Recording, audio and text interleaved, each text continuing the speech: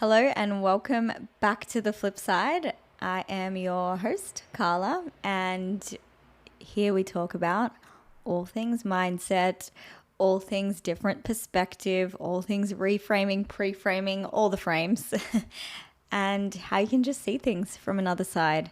Today, I will be exposing my relationship a little bit, exposing myself in the relationship actually. I don't know how much qualification I have in giving relationship advice, but I am really proud of the relationship that Sean and I have, and he will definitely be a guest on here sometime. And I'd really like to share just things that have worked well for us. And I think that these things are applicable across sport, across relationships, friendships included, and in your relationship with yourself.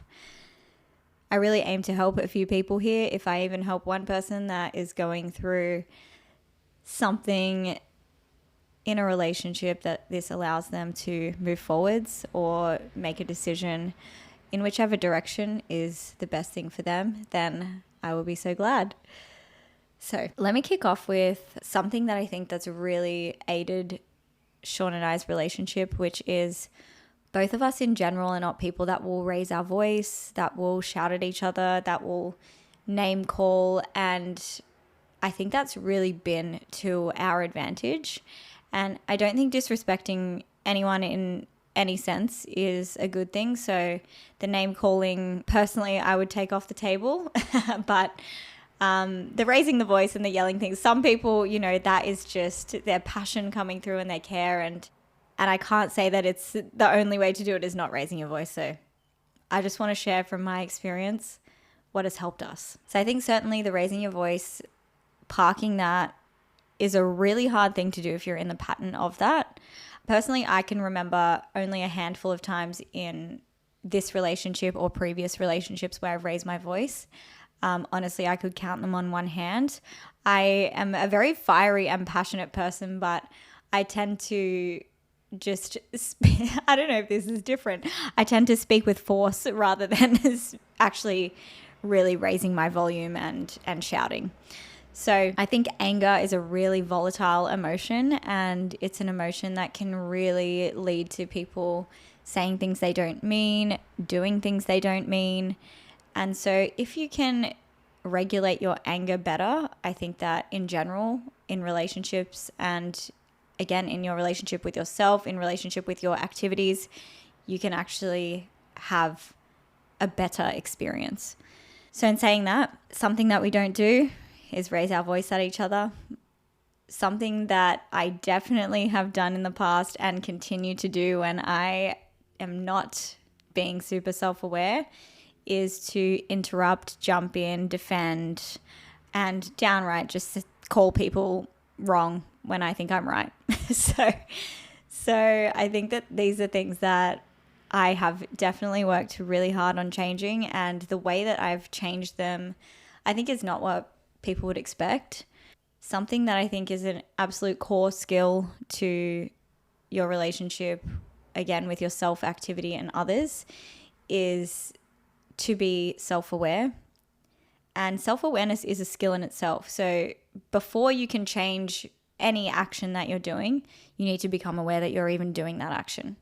And that requires you to almost take a step back from the action and see the emotion that comes before it. The first place I noticed that I had an emotion that was then translating to an action was actually in sport, in training. I noticed that there were two emotions that I would feel pretty often. One would be frustration, synonymous-ish with anger, and the other one would be fear. And so when I was feeling anger or frustration, I would double down on anything I was doing. I would go so hard. I would do as many reps as possible of the thing that was frustrating me. And if it wasn't working, I was literally just banging my head against a brick wall and nothing was changing. I was just getting more angry. That did not turn out to be a helpful strategy. So the other thing that I did when I was feeling fear or feeling scared is that I would avoid doing repetitions of the thing that I was fearful or scared of, which, both are a natural response. When you're getting angry, you just get more heightened, go harder. And then when you're feeling fearful, you back away. So I think they're perfect examples of fight or flight. In one, I was in fight, and the other one, I was in flight. And with the avoidance, I found that I would just dance around the skill that I didn't want to do. I would wait around for me to feel more ready, and you never really feel more ready.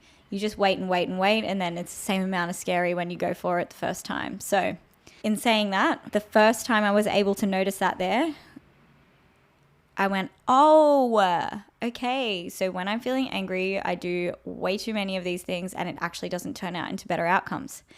Oh, when I'm feeling fearful, I do none of these, and also that doesn't turn out into better outcomes.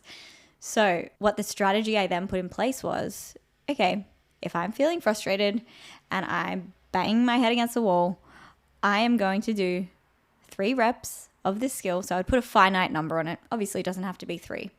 I would put a finite number on it, and that would then mean I had 3 to do, no matter what the emotion was. I was choosing to have a different action. And it works exactly the same for the fear version. If I was avoiding it, I said, you know what? I have to do 3. Again, it's changing the action. You're allowing that emotion to be there and then having a different action than what your natural response is, which may not be adaptive. It may be maladaptive, not helpful. So that was the first place I really thought, okay, I noticed this emotion and I noticed the action it is then causing, the behavior it is then causing. So then it naturally expanded into the rest of my life.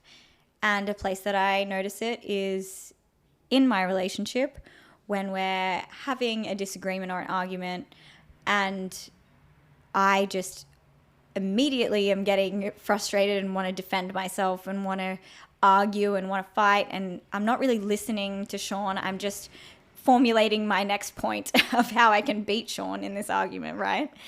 And so when you're formulating that next point, you're immediately going to be dismissive, you're going to be defensive, or you're just going to shut off. In behavioral science, it is you will defend, you'll stonewall, you'll show contempt, or you'll criticize. And so all of those things, just I can give you examples of those behaviors, and I have demonstrated all of these at some point in my life. Defending is yes, but, but, blah, blah, blah, blah, right? So you're defending, it doesn't matter what they say, you're going to defend your point of view. And then you have stonewalling. Stonewalling is usually like just acting busy, silent treatment, turning away, not responsive. Showing contempt is the next one, which would be that eye rolling, sneering, name calling, just being nasty. And then criticism would be they're just like, you're being selfish, you're so unhelpful, that kind of thing. Or your argument has no legs, when you're just criticizing them for the purpose of winning the fight. I believe these behaviors were actually coined by someone called Dr. John Gottman. I'm pretty sure. I will check that though. And he also describes the adaptive behaviors. But for today, we're not trying to go right into the action piece. We're really trying to show the self-awareness part. So becoming aware when you're having an emotion and then doing a behavior is a massive, massive, massive step in then being able to create a different behavior if the one you're doing is maladaptive. So this can be in positive circumstances as well. Or this can be when these behaviors are needed for the circumstance when they are adaptive. When they are maladaptive, I think the biggest skill in starting self-awareness is noticing the space between when you feel that emotion, then having the reaction. I think the way to frame this is you would rather respond to something than react to something. If you are just reacting, it means you're not thinking. You're just doing whatever comes to your head first, and that is your programmed response to whatever is happening. That is your programmed reaction, I would prefer to call it. The very first step to actually being able to change the response. So if you can notice that space and go, oh, I'm feeling that way. Oh, that's my pattern. Okay, I felt it. I saw it. That's the space between. I had that moment of self-awareness, of realization. I get it. Okay. So then, like I said, you have that pattern recognition. If you can recognize your patterns, man, you are halfway there. Most people will just carry out their patterns and not see any of it. There are multiple patterns that I have no idea about. And I will say also, it's always easier to see it in others than it is to reflect and see it in yourself. So if you're seeing something in others, look for that in yourself. It's probably there. Okay. So then after you've been aware of that space, you can see the gap. You can see that there is a emotion and then there is a reaction. Okay, pattern recognition, we move on. Pattern utilization. This is actually something that I didn't know I was doing, but Tony Robbins had a framework for. And then I learned it and I was like, wow, that's exactly what I feel like I'm doing, is like having the pattern recognition, doing the pattern utilization. So I'm going to use this pattern. But where the masters live is in pattern creation. So you don't want to just recognize it and be able to use it when you want to. What you really want to be able to do is to create a new pattern where you need it, where it's adaptive. And so what I've brought into my relationship is this simple concept. Okay, I'm feeling angry. I'm feeling like I immediately want to defend myself, or I'm feeling like I just want to shut off and not speak. Okay, maybe I'm not feeling heard, but these are things inside me. These are internal things. And if you have been in a long-term relationship, there are many people that have been in relationships much longer than me. But if you've been in a long-term relationship, I think it's very clear that your partner, or even in a friendship, if you have been through trials and tribulations of a friendship and you've been able to come out the other side and not just push it under the rug, I think it's definitely apparent that your closest relationships bring out the parts in you that really need work. And it really holds up a mirror to, this is when I'm reactive. This is when I bring out those traits that I'm really not proud of. This is when I show the behaviors that I said I would never be like my mom or my dad when I did this, and I'm doing it now. You know, there's many things like that. And so that's not to blame anyone. That's not to make my mom and dad feel bad because everyone has patterns that they don't want to carry on and they don't realize that at some point they were really useful. Your relationships, and specifically your closest relationships, your dearest relationships, will bring out the worst parts of you that you need to work on, that you need to look in the mirror and find out why it's making you feel that way. It's always easy to blame. And I'm not saying that if there's terrible situations to stay in them, but if there are terrible situations, it is so worthwhile looking at why this feels so terrible for you and see if you can find something in yourself that's there to work on. So back to it, the pattern creation. So when you look at my trampolining example, the pattern creation there was, okay, I'm going to decide on a number of reps to do. I'm allowed to feel this way. That's okay. I'm going to see if I can become less emotionally volatile. Still working on it, guys. But I am going to choose a different action when I feel this way. When I feel that sense of frustration, that sense of fear, when I can feel it boiling up and I can feel that I want to run away from this or I really want to fight this, I'm just going to choose to do 3 reps. You know, and it, like I said, it doesn't have to be 3, but that's the choice of a response rather than a reaction. So then in my relationship, what does this translate to? Well, when Sean's sharing his point, I'm not formulating my argument immediately. I'm going, okay, what is my chosen response here? Not my instinctive reaction. Okay, my chosen response is to sit here and listen and actually try and put myself in that other person's shoes. Right now, I'm being given an opportunity to practice empathy for someone that I really love. Okay, let me sit in his shoes, hear what he's saying, and instead of formulating my argument back, I'm going to see if I can really understand where he's coming from. Because I'm Italian. And I saw this meme once, actually. I feel like it's worth mentioning right now. Sean sent it to me. It showed like a text thread just between a couple. And it was like, "Good morning, darling. Wake up." And then the response was, "Don't tell me what to do." And that's just a classic response that I give. And I often give it now as a joke, but it's very much a real response for me at one point in time. I'm pretty sure the title of the meme was like dating an Italian girl or something. So there's definitely things there that I'm working on. I do also want to add that Sean and I have worked really hard on this, and it did not happen overnight. And I still get it wrong sometimes. And there's no wrong way to do a relationship, but I mean, it's not the way that I want to react. It's not coming from a place of love, from a place of gratitude for what we have. And again, like I said, you can be in a situation that's not good for you, and you can still learn from it and learn about yourself rather than just pointing the finger of blame. I think there's a lot of examples for me in previous relationships of that, where it was very easy for me to point the finger and say, well, I didn't feel loved, I didn't feel wanted. Well, I also didn't communicate what I really wanted. And if I then wasn't getting what I wanted, I left myself in that same situation. So I compromised myself. And there's a whole nother layer of insecurity under that. I'm going to be a little bit vulnerable now and tell you a little bit about a previous relationship where I felt constantly insecure all the time. And it's so easy, and it was easy for me at the time, to point the finger and blame and say, well, this is why I feel insecure. But the more and more I learn about myself, and I learn about myself in a relationship and out of a relationship, I see that that is completely my own journey. And I have had amazing people and guides in on that journey that support you and help you. But ultimately, that is your own battle, and you don't need to do it alone. You don't need to do it alone, because I really didn't have the tools, and it's still something that I'm definitely working through and working on. I didn't have the tools to become more sure of myself and less insecure, increase my self-worth, but I'm slowly building those tools and becoming more comfortable with who I am.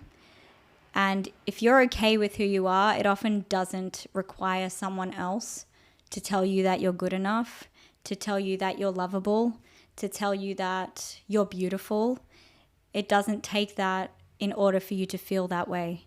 And in the end, I realized that even if someone is telling you all of those things, it doesn't change the way you feel about yourself.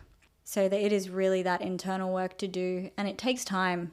And it is the cause of a lot of problems in relationships for me, from my personal experience, is if you're not okay with yourself, you're not going to be okay with someone else. And it's so easy to point the finger in those situations because you're not being self-aware. And again, it's not pointing a finger of blame on yourself. It's going, oh, I have stuff to work on. And everyone has stuff to work on. Everyone. So it's just noticing those things in yourself that you want to improve and be better and live with more love and gratitude and be able to give the best version of yourself for yourself and for the world. Went on a little bit of a tangent there, but I think that self is super important in relationships. And I'm so grateful that I have someone that's willing to be okay with me also being on a journey of self-discovery and of learning about myself that really looks ugly sometimes. Like it's not all butterflies and rainbows personal development. It actually kind of sucks. Like, if I'm really being honest, when you really uncover something that is hard for you, and there has been multiple things, and I am so sure that there will continue to be multiple things, it is not nice getting through it. And you might not get to the end of it very quickly at all. This could be a process of years. That's what's really hard, and that's what's really special when you'll have someone who will stand by you in that. But it takes you to know that it's your thing, not theirs, not shifting the blame and projecting onto them. My number one relationship advice is the first step is self-awareness. Start to recognize your own patterns, and your life will start to completely change. And lastly, if there is someone that you think really needs to hear this, please send it to them. My whole mission is to help people shed those layers of fear, of conditioning, of all the things that keep us from being our true, authentic selves, and really live your best life. So corny, and I freaking love it. Thank you so much for listening today. I would be so grateful if you pop me a follow, because it does make a difference as to who this episode finds, and hopefully it finds people who need it most. Also, my podcast episodes are available on YouTube, on Spotify, on Apple Podcasts.